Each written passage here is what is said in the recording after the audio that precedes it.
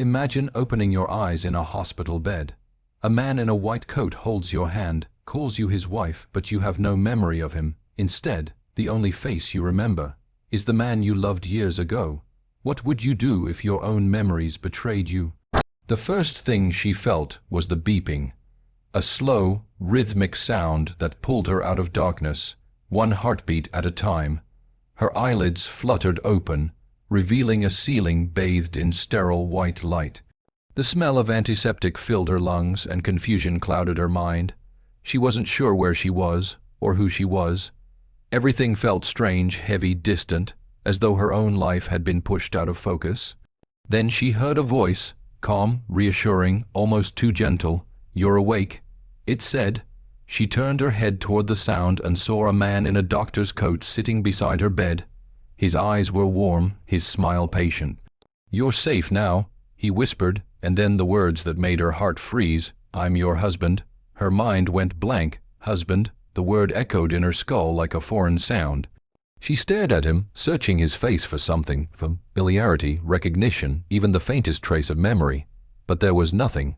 His eyes, though kind, felt like a stranger's. His touch, though tender, felt wrong. Her heart didn't leap. Her pulse didn't race. Instead, it screamed in quiet panic. There must be a mistake. She managed to murmur, her voice trembling, but the doctor only squeezed her hand tighter. "You've been through a terrible accident," he explained softly. "You've lost some memories, but I'm here. I've always been here." He spoke with the calm certainty of someone who believed every word he said. Yet to her, it sounded like a story she'd never heard before. Days turned into blurred hours. She was told she had suffered a head injury in a car crash. The nurses treated her kindly, calling her Mrs. Con, as though it were the most natural thing in the world. But every time she heard that name, she felt like an imposter. In the mirror, she saw her reflection, bandaged, bruised, yet strangely unfamiliar. It wasn't that she didn't recognize her own face. It was that she couldn't connect it to the life everyone else insisted was hers. Her husband, the doctor visited constantly. He brought flowers, her favorite books, her favorite tea. He seemed to know every detail about her life, every preference, every memory she couldn't recall. But that somehow made it worse. It felt rehearsed, too perfect, too precise. One afternoon, as sunlight poured into the room, she closed her eyes, trying to force a memory to surface. Anything. A wedding, a honeymoon, even a simple conversation with this man who claimed to be her husband. But all she saw were fragments, broken images of another face. Someone laughing with her under the rain, someone holding her hand at a railway station, someone whose voice called her name not as Mrs. Con, but as Aaliya. That name Ollie felt like a key unlocking emotions too real to be imagination. The warmth, the ache, the longing. It was all still there, but it didn't belong to the man sitting beside her now. It belonged to someone else. Her ex. The one she loved years ago. The one she never stopped loving. The doctor noticed her distant look. "You're remembering something, aren't you?" he asked quietly. His eyes held a strange intensity. She hesitated, unsure whether to admit the truth. Something about his tone made her uneasy. Just bits and pieces. She lied. His expression softened again, that gentle smile returning. But for the first time, she noticed how controlled it was.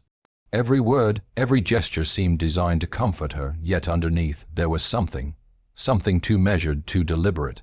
The kindness began to feel like a performance, and she couldn't shake the thought that maybe, just maybe, he was playing a role he'd rehearsed for far too long. When she was finally discharged, he took her home, or what he said was their home. It was a beautiful house, quiet and immaculate, with walls covered in photographs of them together. But even the pictures felt wrong. She was there, smiling beside him, yet her eyes looked distant, as if captured in someone else's life. In every frame, her expression was almost, but not quite, hers. And as she stood in the living room surrounded by memories she didn't remember living, a chill crept down her spine. It felt like she had stepped into a story already written, and her only role was to believe it. But she couldn't. Deep down, she knew something wasn't right. She didn't belong here. That night, as she lay in bed beside the man who called himself her husband, she stared at the ceiling, wide awake. His breathing was steady, his arm resting around her like a chain made of comfort and control. The silence was thick, pressing against her chest. Her heart whispered a name, a different name, and a wave of guilt hit her, followed by fear. Who was she now? A wife she didn't remember being, or a lover who still existed only in her mind? The darkness offered no answers. But one thing was certain. This wasn't her life. Not really. And as she closed her eyes, one question burned brighter than all others. If she didn't choose this life, then who did? Days passed, but the world around her still felt like a movie she was forced to star in, a script written for someone else. Everyone treated her as though she should be grateful, healed, happy to be alive. Yet every smile, every reassuring word only deepened the hollowness inside her. There was no comfort in familiarity when that familiarity wasn't hers. Every time the doctor, her so-called husband, spoke to her, she felt an invisible wall between them. His voice was warm, but her heart refused to respond. It was as if her soul knew a truth her mind had forgotten. The memories came in flashes, sharp, fleeting, and cruel. A rain-soaked night, the smell of coffee, fingers intertwined, a man's laughter, deep, genuine, unguarded. She could almost hear his voice saying her name, not like a title, but like a promise. Aaliya. The way he said it lingered in her mind like a melody she couldn't unhear. But when she tried to remember his face clearly, it slipped away like mist. The harder she chased it, the faster it dissolved. And every time she opened her eyes, she found herself staring into the unfamiliar gaze of the doctor who claimed to be her husband. The contrast tore at her, the love she felt for a man she couldn't see, and the discomfort she felt with the man right beside her. One morning, she found an old box in a closet, small, wooden, and tucked behind folded linens as if someone had tried to hide it. Inside were pieces of her life, letters, photographs, trinkets. But what caught her breath was a picture, a candid one. She was laughing, her hair windblown, standing beside a man whose arm wrapped around her shoulders with effortless ease. It wasn't the doctor. His face was different, younger, unguarded, alive in a way the doctor's never was. Her heart recognized him instantly, even if her memory couldn't recall his name. She felt her pulse quicken, her breath catch. This was the man she'd been seeing in flashes. This was the man she remembered loving. She hid the photograph quickly when she heard footsteps approaching. The doctor entered the room, his smile practiced as ever. "What are you doing, love?" he asked, glancing at the open box. Her hands trembled slightly as she replied, "Just looking through my things." His gaze flicked to the box for a moment, too long, too sharp, before softening again. "Those are old memories," he said, voice smooth but firm. "Things you don't need to burden yourself with right now." He closed the lid gently, but his fingers lingered on it just a little too long, as if making sure it stayed shut. Then he looked at her with that same perfect calm. "The past isn't always kind, Aaliya. Sometimes forgetting is a gift." Forgetting, the word echoed inside her like a warning. But she didn't want to forget, she wanted to remember. Because in those fleeting visions of the man in the photograph, she didn't just see love. She saw herself, the version of her that felt real. The version who smiled freely, whose eyes shone with purpose and joy. That woman felt alive. The woman she had become now, trapped in this spotless, lifeless house, felt like a ghost wearing her own skin. The nights became the hardest. The doctor would sit beside her, reading softly or adjusting her medication, his presence calm but suffocating. And when he turned off the light, she would lie awake, clutching the photograph hidden beneath her pillow. She would whisper to herself, trying to recall his name, his touch, the sound of his laughter. But all that came were broken fragments, a half-finished song, a scent, a promise. "I'll always find you," she remembered him saying once. But had he, or had someone else found her first? One evening, she asked the doctor about the accident. "What really happened?" she pressed, watching his expression closely. For the briefest moment, something flickered in his eyes, hesitation, maybe even guilt, before he smiled again. "It was a car crash," he said. "You lost control. You were lucky to survive." His words were calm, but her instincts screamed otherwise. There was something he wasn't saying, something buried deep beneath his perfect composure. And the more she watched him, the more she realized every time she asked about her past, he changed the subject, redirected her attention, or offered her new medication to help with the stress. But the medication didn't help. It blurred her thoughts, dulled her dreams, made the flashes of memory harder to grasp. She began pretending to take them, hiding the pills instead. Slowly, her dreams grew clearer. The man from her memories began to take form. His name came back to her one night like a whisper from her own subconscious Rayan. The moment it surfaced, she gasped, sitting upright in bed. That was him. Rayan, her ex, her love, the one she had lost but never forgotten. Tears filled her eyes as memories began to flood in, unstoppable now. Their first date, their last fight, the goodbye that was never meant to be final. But as the truth came closer, so did fear. If she remembered Rayan, if she had loved him so deeply, why did she wake up married to someone else? What had happened between then and now? And why did the doctor look so uneasy every time she mentioned the word accident? Every answer she found only led to more questions. Every memory recovered made her current life feel like a lie. The man who held her hand now was a stranger wearing the mask of safety, and the man she remembered was a ghost from a life she wasn't supposed to remember. The more she remembered, the more she began to understand. Memory wasn't just something she'd lost. It was something someone had taken. From the outside, he seemed like every woman's dream. The kind of man others envied, handsome, intelligent, successful, endlessly patient. The doctor everyone trusted, the husband every wife wished for. He had built a life so pristine it could have been painted. Every detail of their home was immaculate, every routine precise. He never raised his voice, never lost his temper, never faltered. Yet the perfection itself became haunting because real people weren't perfect. Real love wasn't spotless. And as the days passed, Aaliya began to see the cracks behind his calm facade. He had an answer for everything. When she couldn't remember their wedding, he said, "It was small, private, you wanted it that way." When she couldn't find any wedding photos, he explained, "You lost your phone in the accident." When she asked where her old belongings were, he smiled, "We decided to start fresh, remember?" Every explanation was soft, believable, and conveniently closed the door on her questions. But beneath his gentle tone, there was something unyielding, a quiet authority that didn't invite disagreement. His words soothed her doubts, but his eyes, they watched her too closely, always observing, always measuring. And slowly, she realized his kindness wasn't love, it was control, disguised as care. At first, she thought she was imagining it, the way his hand would tighten around hers when she asked too many questions. The faint tremor in his smile when she mentioned her dreams of another man. The way he always seemed to appear, no matter where she went, in the kitchen, the garden, even the balcony. It was as though her life had invisible walls, and he was always there to remind her where they stood. When she once asked for a short walk alone, he insisted on accompanying her, saying, "You're still fragile. You could get lost." The words sounded protective, but they felt like a leash.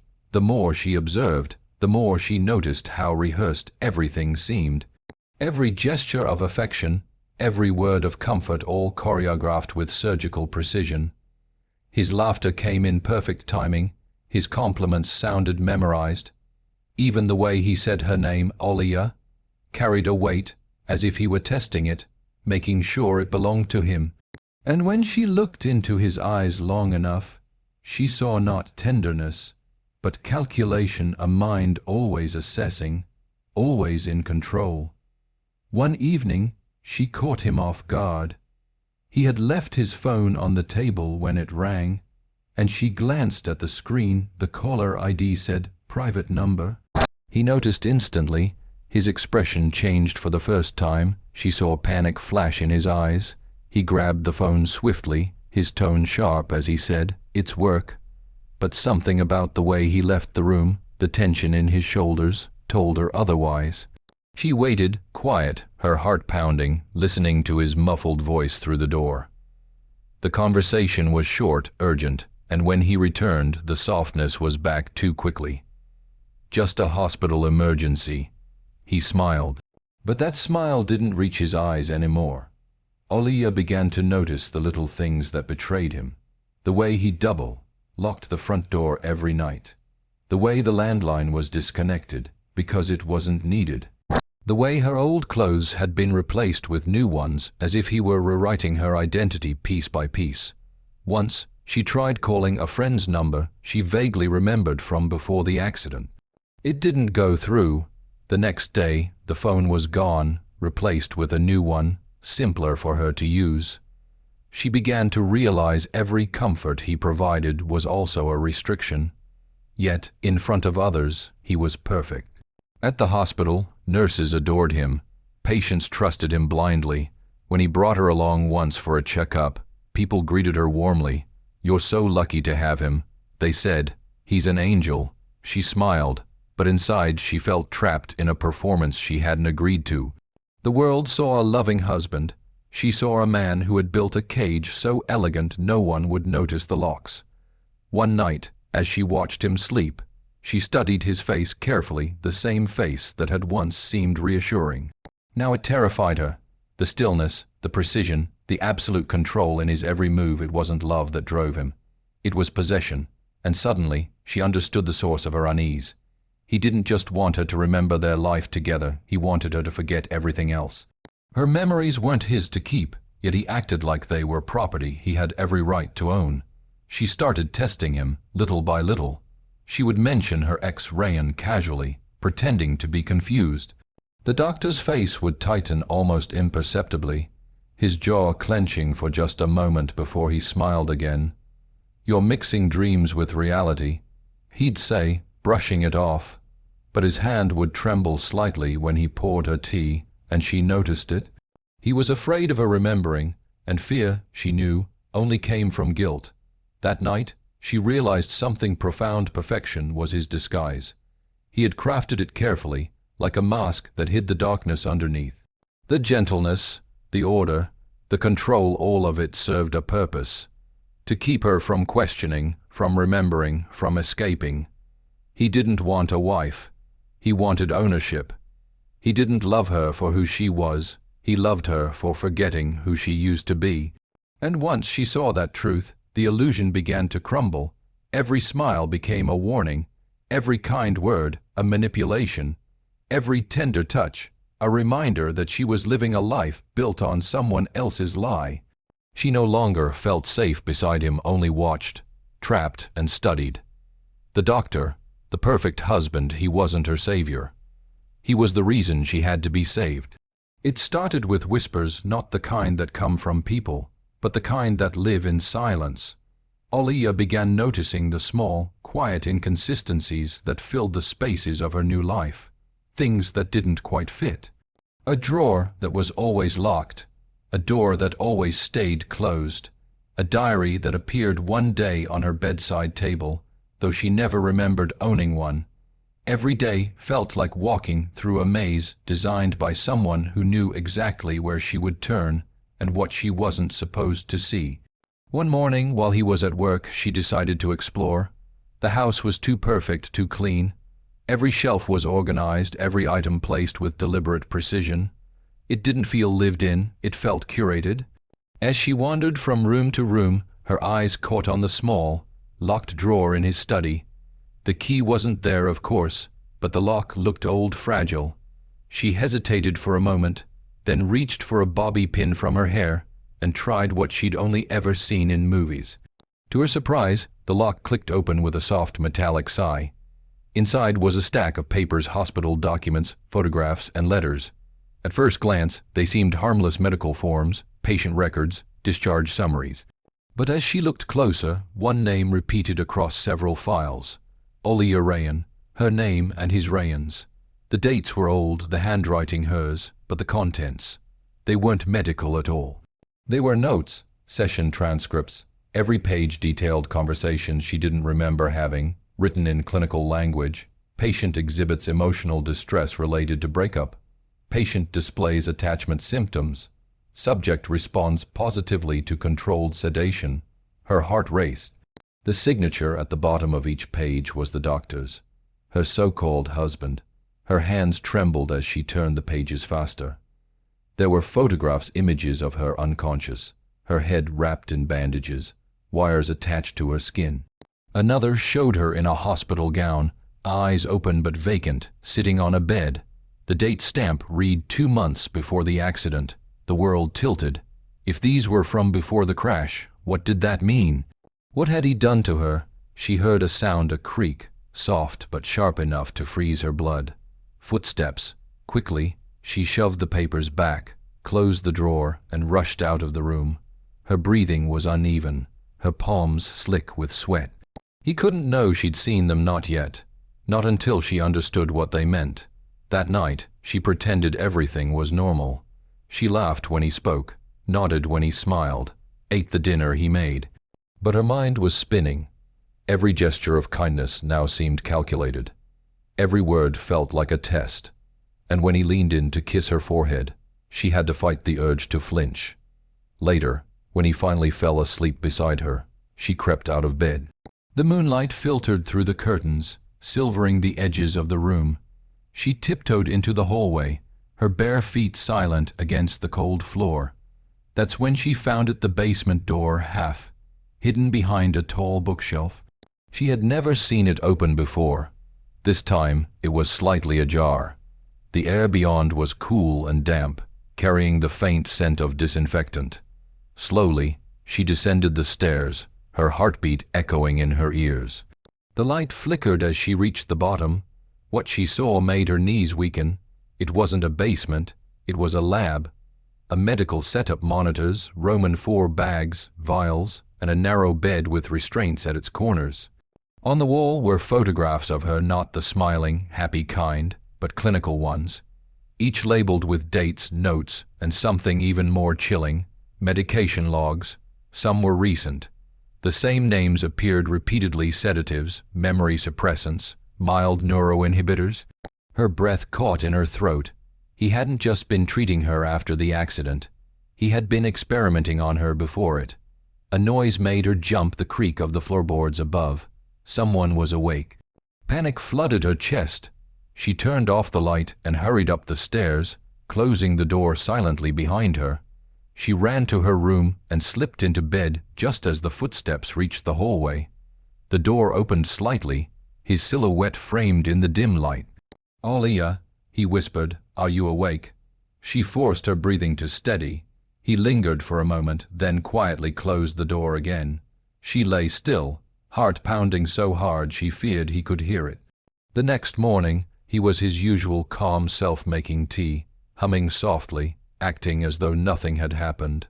But Aaliya couldn't unsee what she had found. Every time he smiled, she saw the lab. Every time he touched her, she remembered the restraints. And worst of all, she realized how deeply he had manipulated her, not just her emotions, but her mind. Later that day, when he left for work, she went back to the basement. She needed proof, something she could take, something undeniable.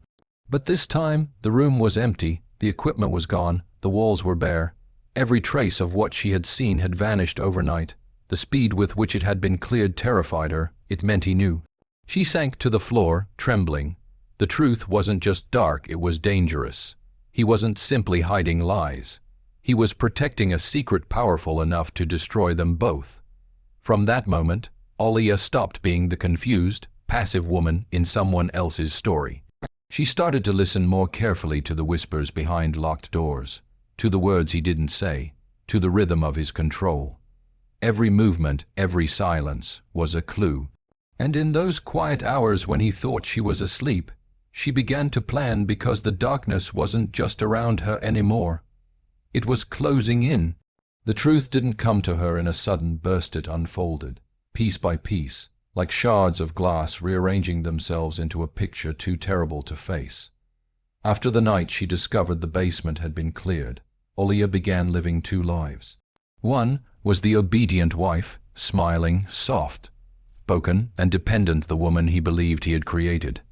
The other was the silent observer, watching, listening, connecting the dots he thought were invisible.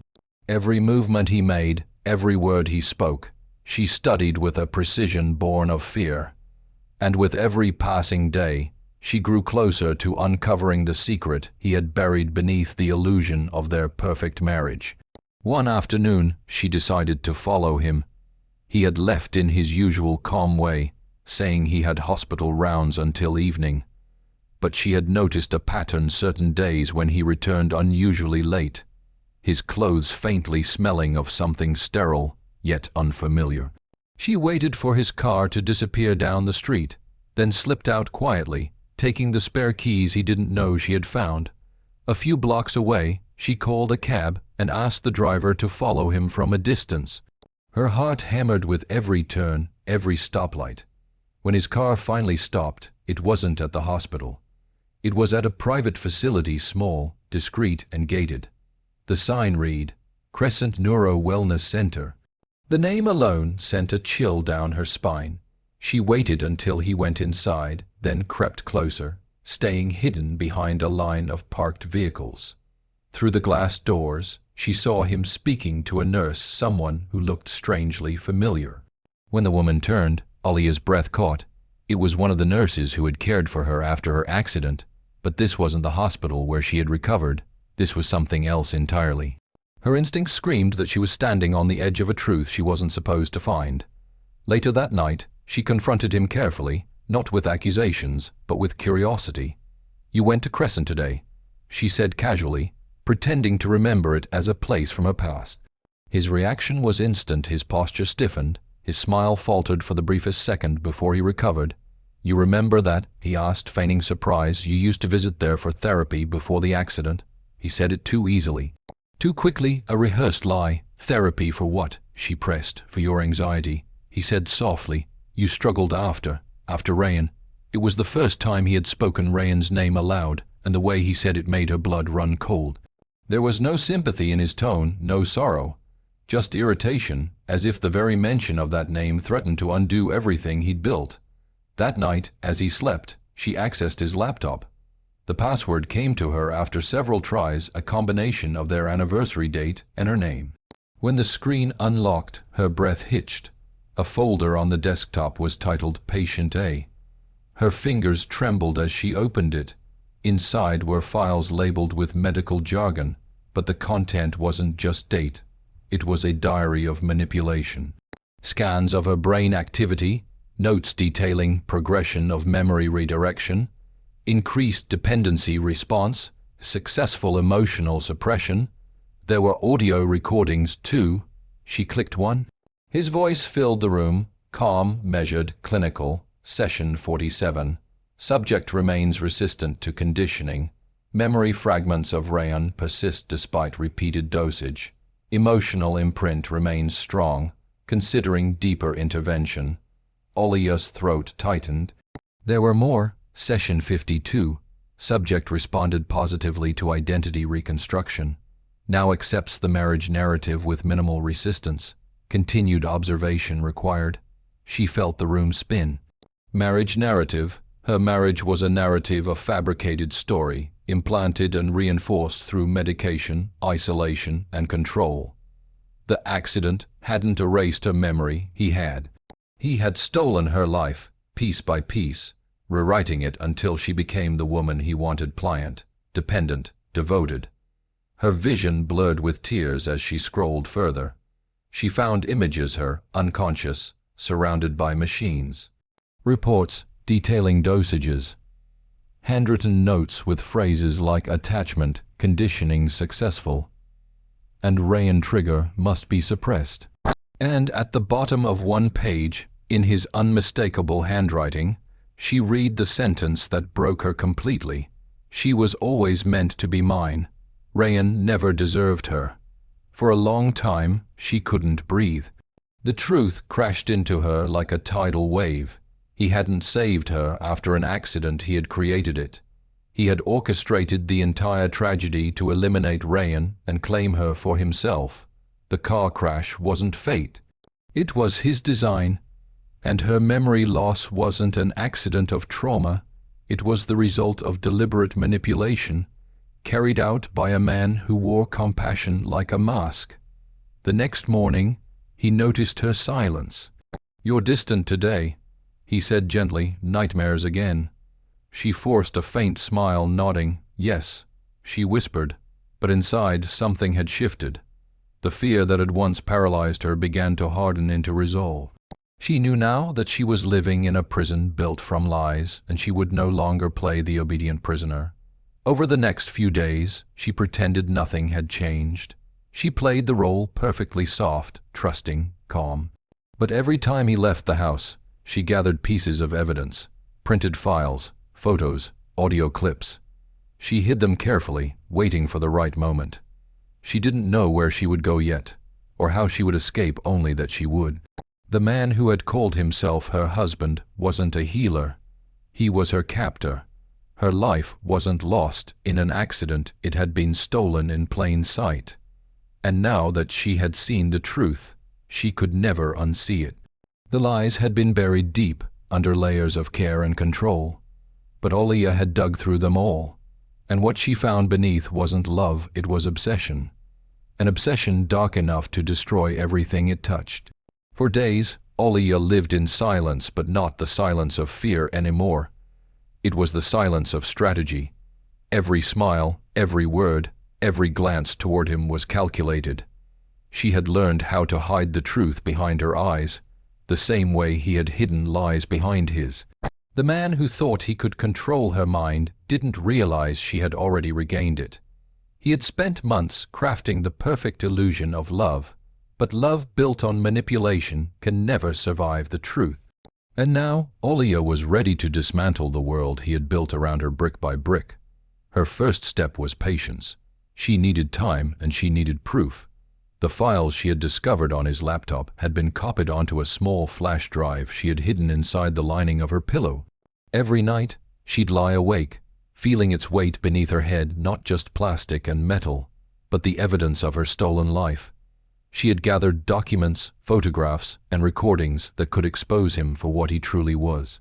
But escaping meant more than leaving the house. It meant escaping him, the man who watched her every move, the doctor who had turned her love into an experiment. One morning, he told her he would be away for a medical conference. "Just 2 days," he said with that rehearsed, soft smile. "You'll be fine, won't you?" She nodded, hiding the storm brewing behind her calm expression. The moment his car disappeared down the road, she packed. Not much, just the essentials. Cash she had hidden from grocery money, her identification card which she wasn't even sure was real anymore, and the flash drive. But before she could leave, something pulled her toward the study. The locked drawer, the same one where she'd found his secrets before. This time, she didn't pick it. She smashed it open. Inside was a folder marked Final Phase. Her blood ran cold as she skimmed the contents.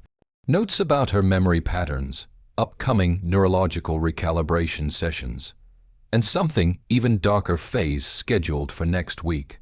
Full erasure recommended due to relapse triggers Rayan memory. Full erasure. He was planning to wipe her memory again permanently.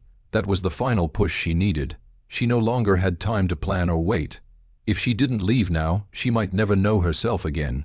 She fled the house before the sun set, her heart pounding, her breath shallow but determined. Every streetlight, every passing car made her jump, terrified that his headlights would appear behind her. But the city was vast, and for once, she wasn't the one being watched, she was the one disappearing. She reached the nearest train station, blending into the small evening crowd. Her reflection in the glass window startled her. She looked pale, frightened but alive, truly alive for the first time in months. As the train roared into motion, tears streamed down her face. They weren't tears of despair, they were release. Every mile between her and that house felt like a piece of herself returning. Yet even as the scenery blurred past, the weight of her discovery pressed heavy on her chest. He was a respected doctor, beloved and trusted. Who would believe her? How could she expose someone so powerful without evidence strong enough to shatter his facade? She pulled the flash drive from her pocket and held it tightly. "This is my voice now," she whispered, "my truth." And for the first time she felt something she hadn't felt in a long time: hope. But she wasn't free yet. When the train stopped in the next city, she checked into a cheap motel under a false name. The walls were cracked, the lights dim, but for Aaliya it felt like sanctuary. That night, she used the motel computer to access the files again. She sent copies of the evidence to multiple anonymous email addresses. She created one for the authorities, one for a journalist she remembered from her past, and one as a backup to herself. She couldn't afford mistakes. Then, in a final act of courage, she made a call to a number buried deep in her memory. It rang 3 times before a familiar voice answered, shaky, cautious. Hello. The moment she heard it, her heart broke and healed all at once. Rayan, she whispered. Silence, then disbelief. Aaliya. Tears choked her voice. I remember now. I remember everything. He didn't speak for a moment, as if afraid she'd vanish again. Then softly he said, Where are you? Before she could answer, she heard the sound of tires screeching outside the motel. Her blood turned to ice. She peered through the curtain. A black car parked across the street. He had found her. Somehow he had found her. She grabbed the flash drive and her bag, panic surging through her. I can't talk. She whispered into the phone. He's here. Aaliya, listen to me. Rayan said urgently. Don't run alone. I'm coming. But it was too late. She had to move. She slipped through the back door of the motel, running barefoot into the dark alleyways, the sound of footsteps echoing behind her. Every breath burned. Every step was agony, but she didn't stop. She couldn't. The night was alive with danger, and yet, somewhere inside her, a fire burned brighter than fear. She had lived too long as someone else's creation. Now she was fighting for her own story. She darted through streets, ducked behind walls until the sound of pursuit faded. Exhausted, trembling, she collapsed near a quiet road, the flash drive still clutched in her fist. For a moment, she looked up at the stars, faint, distant, but still shining through the darkness. And she smiled, a small, broken smile that carried strength. Because she had survived the lie. She had escaped the cage built to erase her. And even though the night around her was uncertain, her mind was finally her own. She wasn't Mrs. Khan. She wasn't his patient or his experiment or his possession. She was Aaliya, the woman who remembered, the woman who fought, the woman who lived. And so, when dawn finally broke, Aaliya stood at the edge of a new world, bruised, trembling, but unbroken. The woman who once woke up in a stranger's life had now awakened to her own truth. She had escaped not just a man, but an illusion dressed as love, wrapped in comfort, and disguised as safety. What began as confusion and fear became revelation and freedom. She learned that sometimes the darkest moments aren't the ones when we are lost, but when someone convinces us that their version of our story is the only one that matters. She learned that love, when twisted by control, is not love at all. It's a cage built with tenderness, and she broke that cage not by violence, not by revenge, but by remembering who she was before the lies began. Aaliya's story isn't just a tale of betrayal or survival. It's a reflection of something many of us forget, that memory is power, the power to define ourselves, the power to say, this is not who I am, the power to walk away, even when every chain whispers that you can't. We live in a world where people wear masks, where control often hides behind care, and love can become manipulation. But Aaliya's courage reminds us that truth always has a voice, even if it begins as a whisper in the dark. She chose to listen to that whisper, the voice that said, run, remember, live. And maybe that's what this story really teaches us, that healing begins when we reclaim our own narrative, when we stop living as someone's creation and start becoming our own author again. Aaliya didn't just survive, she rewrote herself. And tonight, as you listen to her story, I want you to remember this: you too have that power. The power to wake up, to question, to fight for the truth of your own heart. Because sometimes the greatest love story isn't about finding someone else. It's about finding your way back to you.